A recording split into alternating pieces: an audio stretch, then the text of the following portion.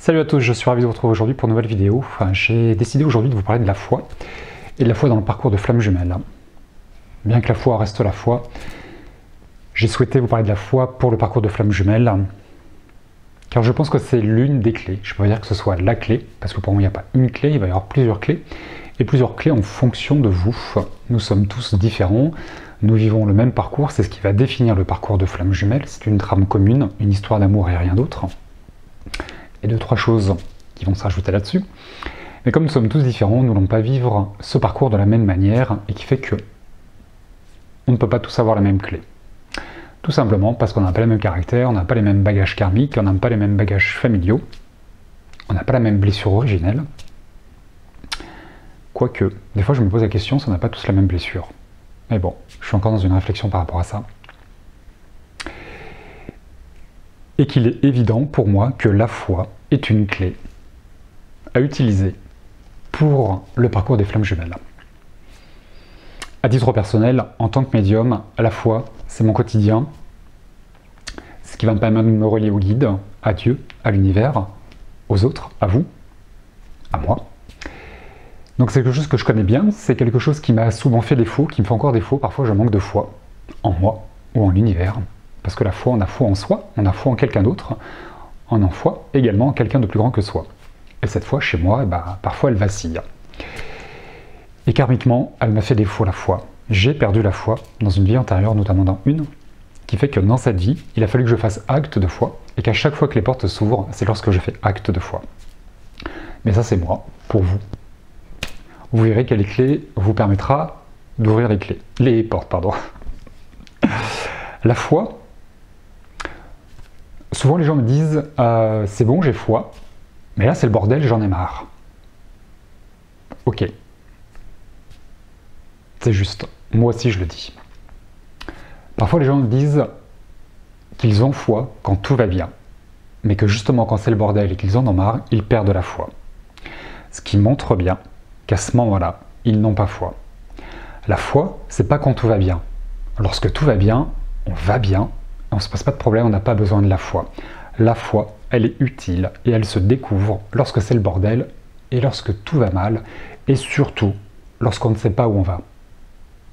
La foi, c'est de vous remettre à quelqu'un de plus grand que vous, quelqu'un qui sait où vous allez alors que vous ne savez pas où aller. Lorsque vous savez où aller, vous n'avez besoin de personne. Sur Terre, lorsqu'on sait se diriger, lorsqu'on sait où on va, d'une manière très cartésienne, on n'a besoin de personne, on n'a pas besoin de GPS. Par contre, quand on ne sait pas où on va, on fait appel à quelqu'un d'autre, à un ami ou à un GPS. On se renseigne. On se laisse guider. Dans la vie spirituelle, dans le parcours de flamme jumelle, dans le développement personnel, quand on ne sait pas ce qu'on a à travailler, quand on ne sait pas où aller, on se tourne vers quelqu'un de plus grand. C'est ça la foi. Donc la foi, elle se découvre et elle est utile lorsque c'est le bordel. La foi, pour moi, la plus belle définition, la plus simple, c'est d'avancer les yeux bandés. On ne sait pas où on va, mais on avance. C'est faire un pas dans le vide. C'est s'abandonner à quelque chose qu'on ne sait pas et à s'abandonner à quelqu'un de plus grand que soi, qui lui sait les choses. C'est accepter de ne pas savoir. Et ça, l'ego a beaucoup de mal de reconnaître qu'il ne sait pas et de reconnaître qu'il n'est pas au volant de votre vie. C'est un petit peu son rôle, ou pas. C'est peut-être le rôle qu'il a pris, ou vous lui avez laissé prendre. Du coup, la foi, elle est utile pour leur rendre le volant. C'est pas perdre son libre arbitre. Pas du tout. C'est avancer avec eux. C'est écouter les signes de la vie. Se laisser guider. La foi ne se trouve pas dans la raison. Il n'y a rien de rationnel dans la foi. Tout ce qui est raisonnable et rationnel va vous donner une logique et une compréhension. C'est pas là que vous allez découvrir la foi. C'est dans l'absence de preuves, dans l'absence de raison, dans les silences, dans les absences, que vous allez faire preuve de foi, acte de foi, et vous en remettre à quelqu'un qui sait ce que vous ne savez pas. La foi est une ressource. Comme toutes les ressources, c'est un muscle qu'on va développer quotidiennement. On peut manquer de foi. On peut perdre la foi. C'est possible, bien sûr. Dans ces cas-là, on n'a qu'une chose à faire, retrouver la foi. La foi et la confiance en soi, pour moi, sont intimement reliés. Et si on n'a pas confiance en soi, on ne peut pas s'en remettre à quelqu'un d'autre. Je trouve que c'est compliqué. mais là aussi on est tous différents. La foi, du coup, elle ne vient que de soi. La foi, c'est un don de Dieu. La foi, c'est la partie divine qui est en vous. C'est la part de Dieu qui est en soi. La foi, c'est une relation avec Dieu. Et c'est également une relation avec soi. Là aussi, les deux sont intimement liés, je trouve.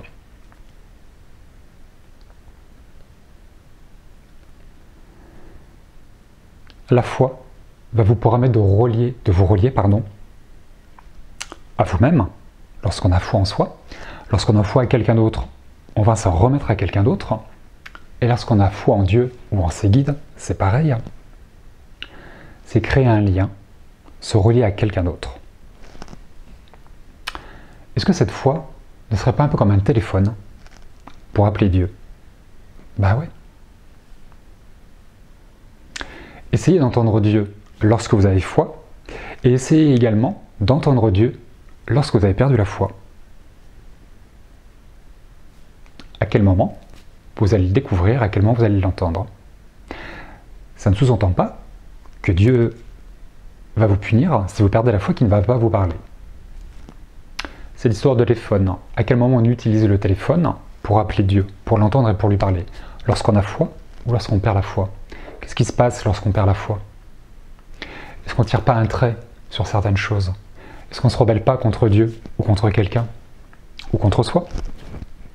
Et que dans ces moments-là, puisqu'on se tourne, qu'on s'écarte de quelqu'un, on ne va pas l'entendre et on ne va pas lui parler. Peut-être pour ça que lorsqu'on perd la foi, on ne peut pas l'entendre. Et que la foi pourrait peut-être être un téléphone. Essayez, vous verrez à quel moment vous l'entendez et à quel moment vous ne l'entendez pas. Bien évidemment, ça nécessite de croire en Dieu, de croire en soi, de croire en Dieu, de croire dans le parcours de flamme jumelle. Celui qui ne croit pas au parcours de flamme jumelle aura du mal à avoir foi. Celui qui ne croit pas en Dieu aura du mal à avoir foi en Dieu. Et celui qui ne croit pas en soi aura du mal à avoir foi en soi. Du coup, cette foi, elle dépend également, elle est déterminée également, influencée également par vos croyances. Croire dans le parcours de flamme jumelle, croire en la réunion et croire en la fusion. Beaucoup de personnes n'y croient pas. Beaucoup de personnes réécrivent l'histoire parce qu'ils se sont plantés de chemin, parce qu'ils n'y arrivent pas, parce qu'ils se découragent, parce que c'est pas encore là. Et c'est juste, tout est juste, je lis suffisamment comme ça. Pourquoi pas croire en la réunion? Pourquoi ne pas croire en la fusion? C'est quoi le plus dingue dans cette histoire?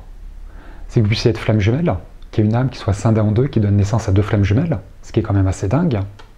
Comme deux jumeaux terrestres, c'est quand même assez dingue. Que la nature, avec un embryon, un ovule fécondé, puisse donner naissance à deux bébés. C'est pas dingue ça? Est-ce que ça, c'est pas plus dingue que le fait de vivre l'amour à deux, dans un couple? C'est quoi le plus dingue? Que Dieu existe, qu'il y ait des anges autour de nous, pour nous guider, où vous puissiez être en réunion avec l'autre. Parce que vivre une histoire de couple, à deux, c'est quand même le commun de monsieur et madame tout le monde. La plupart, on enlève les célibataires, bien sûr. Mais c'est normal de se réunir à l'autre. C'est quoi le plus dingue? J'insiste, c'est qu'il y ait deux flammes jumelles sur Terre, que vous soyez flammes jumelles, pardon, que Dieu existe, la source, qu'il y ait des anges, où vous puissiez vivre une histoire d'amour avec quelqu'un d'autre, avec cette fameuse flamme jumelle. Donc celui qui croit au parcours, qui croit en ce concept de flamme jumelle, en cette théorie, en ce complot pour certains, bah ouais, dans cette histoire d'amour, au couple, c'est quoi le plus dingue dans tout ça? Quand on se marie, les gens qui se marient croient en l'institution du mariage, croient qu'ils ont rencontré l'homme ou la femme de leur vie, en règle générale, sauf que ceux qui se marient par dépit. Mais ceux qui s'aiment et qui se marient, c'est qu'ils croient en l'institut du mariage et qu'ils croient en leur amour. Où est le parcours de flamme jumelle? C'est quoi la différence entre ceux qui se marient et ceux qui sont flammes jumelles? Qu'il n'y ait pas une base qui est peut-être aussi à redéfinir dans les croyances. C'est quoi le plus dingue? Pourquoi on ne pourrait pas se réunir sur Terre? Là aussi, une fois de plus, je l'ai suffisamment dit, c'est un peu le principe de l'incarnation, d'incarner les choses. Maintenant, il faudra peut-être plusieurs vies. Et ça, je suis intimement persuadé qu'il faut plusieurs vies. C'est un peu tout ça à la fois. Cette absence de preuve, cette part divine qui est en soi.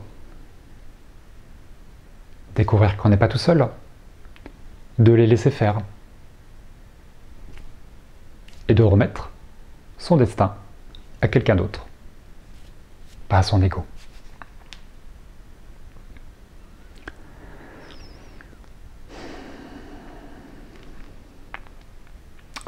Par rapport à ma dernière vidéo sur les attentes, lorsque vous êtes dans vos attentes, je vais mettre une petite couche, vous évoquez, vous parlez ce que vous n'avez pas encore, ce que vous rêvez d'avoir. C'est ça une attente. Et pendant que vous êtes dans ces attentes et vous focalisez sur l'attente, vous oubliez tout ce que vous avez déjà aujourd'hui. Et c'est dommage parce qu'il y a plein de belles choses. Et dans ce parcours, la plupart, vous cheminez. Et qu'avant de voir toucher un but final, vous mettre dans un fin de parcours, venez dans l'instant présent et félicitez-vous, soyez fiers de tout ce que vous avez parcouru, qui vous étiez hier et qui vous êtes aujourd'hui. Avant de vouloir être quelqu'un d'autre demain, sachez être qui vous êtes aujourd'hui. Je pense que c'est important. Ça permettra quelque part d'accueillir les bénéfices de votre parcours. C'est compliqué d'avoir foi. On peut avoir foi une fois de temps en temps, avant d'avoir foi tout le temps. On peut avoir foi sur des choses simples, avant d'avoir foi sur des choses beaucoup plus importantes. Et je vous invite à découvrir, à cultiver votre foi de cette manière-là, sur des choses simples. Également, par rapport à ma dernière vidéo sur la peur qu'on pourrait se tromper, et à la fin de cette vidéo, je fais allusion à un Dieu qui pourrait être vengeur, qui pourrait nous punir. Là aussi, dans cette absence de foi, dans ces croyances que Dieu ne guide pas tout le monde de la même manière, il faut enlever l'étiquette religieuse que les religions, et je dis bien les religions, ont fait d'un Dieu ou de plusieurs dieux, des dieux punisseurs et vengeurs, qui fait qu'il y a des gens qui vont être récompensés et des gens qui vont être punis. Dieu aime tout le monde, tous ses enfants de la même manière. Il n'y a pas de punition. Souvent, vous perdez la foi parce que vous pensez que Dieu ne vous écoute pas ou qu'il ne vous aime pas. C'est une fausse croyance de votre part. C'est là où l'ego va vous mettre dans le dénigrement pour garder le contrôle de vous, pour vous empêcher de vous en remettre à quelqu'un de plus grand que vous. Dieu n'est ni méchant ni gentil. Dieu est bon avec tout le monde.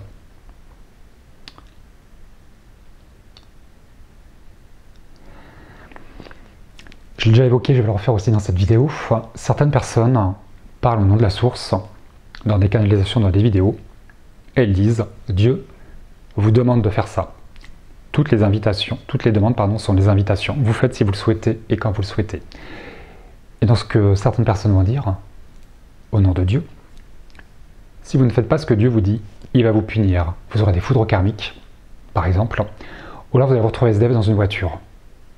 Pensez vraiment que Dieu va vous punir? Est-ce qu'il n'y a pas un discours un petit peu religieux là, dogmatique et enfermant dans des cases, de bien faire et de mal faire? Pour ceux qui pensent encore que Dieu est dans le jugement, vous aurez du mal à avoir foi. Parce que vous serez conditionné par cette peur de mal faire ou de bien faire et d'être récompensé ou d'être puni par Dieu. Vous n'avez pas besoin d'aimer Dieu pour qu'il s'occupe de vous. Lui vous aime, quoi que vous fassiez. Est-ce que la foi ne se découvrirait pas dans l'amour de soi, l'amour de l'autre et l'amour de quelqu'un d'autre?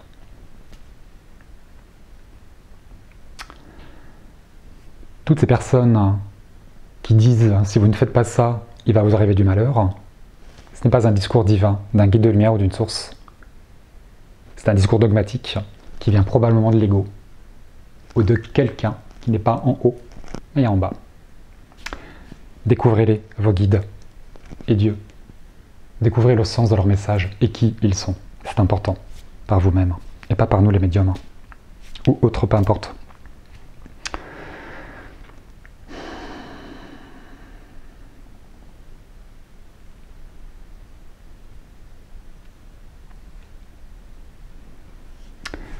Je le disais, la foi nécessite de croire en Dieu, de croire en soi, de croire en l'autre, pour avancer, de croire en cette réunion, de croire en cette fusion. Une fois de plus, qu'est-ce qu'elle est le plus fou, qu'est-ce qu'elle est le plus dingue? Moi perso, puis alors moi j'ai compris qu'il peut y avoir deux jumeaux, deux flammes jumelles, quand même assez simple de croire en la réunion.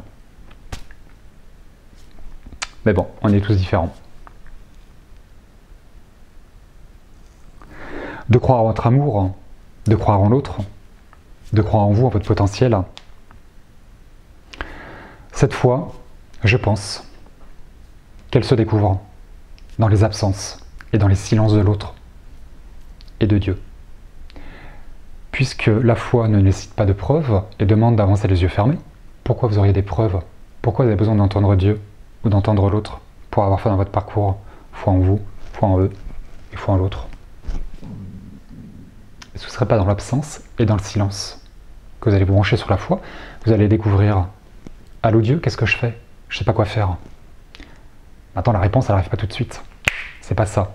La médiumnité, par vous ou par un autre, ou par quelqu'un d'autre, peu importe, c'est pas une baguette magique. On va pas vous dire toujours quoi faire. Par contre, on va souvent, très souvent, vous permettre de comprendre comment faire. Et souvent, on attend qu'on nous dise quoi faire. Bah ouais. Mais ça tombe pas toujours du ciel. J'ai essayé, je vous assure, ça ne marche pas. Bah ouais. Moi aussi, je suis passé par là.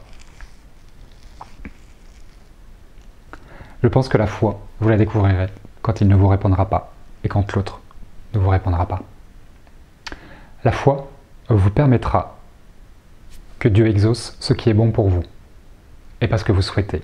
Il y a une différence entre cet ego et cette divinité, cette part divine qui est en vous, votre âme. Ce qui est important, c'est pas ce que vous souhaitez, c'est ce qui est bon pour vous, c'est le meilleur pour vous. Nous sommes tous des gosses, nous avons tous 5 ans. Un enfant de 5 ans, on ne va pas tout lui donner, sinon on fait un enfant gâté, un enfant roi. Nos guides, Dieu, ont le même rapport avec nous, ce rapport de parents à enfants, qui fait qu'ils ne vont pas nous gâter, nous donner tout ce qu'on veut. Pourquoi vous donnez quelque chose à vous, parce que vous en avez envie, si ça va porter préjudice à quelqu'un d'autre, à l'autre ou à quelqu'un d'autre? Pensez que Dieu ne pense pas à tout le monde, dans sa grandeur d'âme, dans sa bonté? Eh bien si, justement. C'est pour ça que parfois, on ne nous donne pas ce qu'on réclame, comme un enfant de 5 ans, parce que c'est pas bon pour lui, ou parce que ça pourrait nuire à quelqu'un d'autre. Il y a un sentiment d'unité. On se relie les uns aux autres. On est relié à soi, et ensuite on va se relier aux autres. L'unité, la fraternité.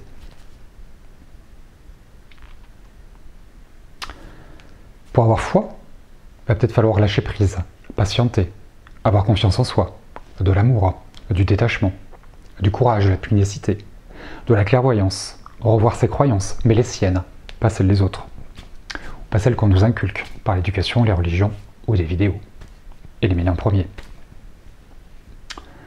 Ça pourrait peut-être vous permettre de découvrir où est la foi en vous, comment elle se développe, et qu'est-ce qu'elle vous permettra de faire, comment elle vous permettra d'avancer. Une chose est sûre, c'est que la foi vous permettra de vous sentir mieux dans ce parcours. Et souvent, vous vous sentez mal dans ce parcours, parce que vous ne comprenez pas tout, et vous n'avez pas cette réunion, cette fusion, vous n'avez pas assez d'informations. On ne peut pas tout savoir. C'est évident. Et le fait de savoir, parfois, dessert. Eh ouais.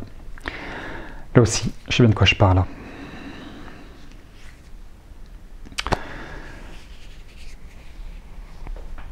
Je crois que j'ai rien oublié. Tout à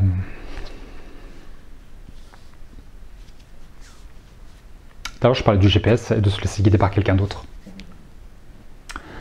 Pour tester votre foi, je vous invite à faire deux exercices ou à penser à 2 choses. Cas pratique. Allez dans une forêt, vous sortez du sentier, vous vous bandez les yeux et vous avancez en vous laissant guider. À ce que vous allez ressentir. Et vous avancez les yeux bandés. Sans preuve, sans voir où vous allez. Vous allez tester votre foi et vous allez faire acte de foi. Et si vous prenez un arbre, interrogez-vous à qu'est-ce qui s'est passé juste avant. Est-ce que vous n'avez pas eu envie de vous stopper, de tourner à gauche ou à droite? Est-ce que vous avez demandé où aller? Est-ce que vous avez attendu la réponse? Ou est-ce que vous avez avancé tout de suite? À quel moment vous avez perdu la connexion? À quel moment votre ego vous a donné l'illusion de savoir et de conduire votre vie? Faites le test. Et quelque chose, je trouve, qui image très bien ce que c'est que la foi, c'est lorsqu'on prend le train, lorsqu'on prend l'avion, ou lorsqu'on se laisse conduire par quelqu'un d'autre, qui fait qu'on ne conduit plus rien, on ne fait plus rien, on laisse faire. On s'en remet dans les bras de quelqu'un qui va conduire pour vous. Le chauffeur de train, on sait où il va. Vous n'allez pas regarder à quelle vitesse il roule, s'il a bonne s'il a pris les bonnes rails ou autre. Vous avez foi, vous le laissez faire son travail. Le pilote d'avion, c'est la même chose. Vous n'allez pas dans le cockpit pour voir s'il fait tout ce qu'il faut. Même si on a peur. Et lorsque vous laissez conduire par un chauffeur de taxi ou par un ami, alors parfois, on va avoir peur là aussi. Mais vous le laissez faire. Vous n'allez pas lui dire comment faire. Où est votre foi? Et sinon, ces moments-là, vous n'avez pas foi, il y a peut-être un gros travail à faire sur la foi. Mais ces deux choses, ces deux situations pourront peut-être vous permettre de tester votre foi, de voir que vous avez foi dans certaines situations, ou pas. À vous de découvrir votre foi. Où est-ce qu'elle est? Comment vous avancez avec foi? À quel moment vous perdez la foi? Pourquoi vous avez perdu la foi? Qu'est-ce qui vous a manqué? Quelles ressources vous a manqué pour garder la foi? Et à quoi elle vous sert la foi? Vers où elle vous mène? Vers vous, vers l'autre, les autres, et vers eux. Voilà, cette foi, elle est bien utile à celui qui décide de se brancher sur la foi, sur la part divine qui est en soi. La part la plus juste, la plus équilibrée, la plus en harmonie. Cette part de Dieu qui est en soi et qui fait du bien. Dieu n'est ni méchant ni gentil. Il est tout simplement bon avec tout le monde. Arrêtez de penser que vous pouvez mal faire, qu'il va vous punir. Et pour ceux aussi qui pensent être plus fort que Dieu, parce que vous préférez faire des bêtises, ou qu'on va casser le plan divin, ou je sais pas quoi, ce genre de choses, et que Dieu, du coup, va nous rappeler à l'ordre parce qu'on est en retard, pensez vraiment que vous êtes plus fort que Dieu? Votre ego va penser qu'il est plus fort que Dieu. Mais vous pensez-vous vraiment que vous êtes plus fort que Dieu? Vous ne savez pas que Dieu est déjà en train d'anticiper toutes les bêtises que vous allez faire? Encore faut-il que vous fassiez des bêtises. Dieu est omniscient et omnipotent. Vous ne savez pas qu'il voit tout? Et qu'il anticipe tout ce que vous allez faire, et qu'avant même que vous fassiez une bêtise, il l'a déjà réparé. Pour moi, Dieu il agit comme ça, et avec tout le monde. Maintenant certains vont vous laisser croire, parce que eux croient que Dieu est en train de punir, en train de dire que vous êtes en retard, et que si vous ne faites pas quelque chose qui est bon pour lui, parce qu'il a choisi, parce qu'il a demandé, il va vous punir. Alors je vois pas l'intérêt. Et Dieu, je peux vous assurer, il n'est pas comme ça. En tout cas, c'est pas comme ça qu'il se montre à moi. Peut-être avec certains. Faites l'expérience. Vraiment. Voilà. J'en ai assez dit, je crois. Je vous embrasse bien fort. Je vous dis à très bientôt pour une prochaine vidéo. Et d'ici là, prenez soin de vous.